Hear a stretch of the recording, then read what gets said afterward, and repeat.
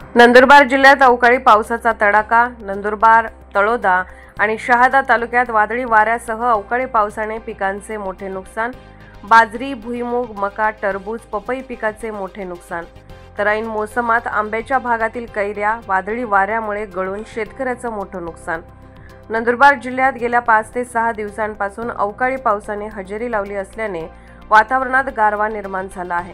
मात्र जिल्ह्यात वादळी वाऱ्यासह पावसाने दमदार वर्षाव केल्याने जिल्ह्यातील बाजरी, भुईमूग, मका, टरबूज इत्यादी पिकांचे मोठे नुकसान झाले आहे।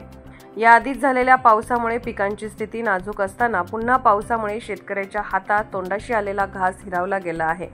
आंबा भागातील कच्च्या कैऱ्या गळून आंबा उत्पादक शेतकऱ्यांनी व्यापाऱ्यांचेही मोठे नुकसान झाले आहे। याशिवाय घरकुलांच्या कामामध्ये वापरण्यात येणाऱ्या विटांचेही मोठ्या प्रमाणावर नुकसान झाले असून लाभार्थ्यांवर आर्थिक भार वाढला आहे। नुकसानग्रस्त शेतकरी आणि नागरिकांनी तातडीने पंचनामे करून नुकसान भरपाई द्यावी अशी मागणी होत आहे। इंडिया टाइम्स 24x7 साठी मनोज बिरारी यांचा रिपोर्ट।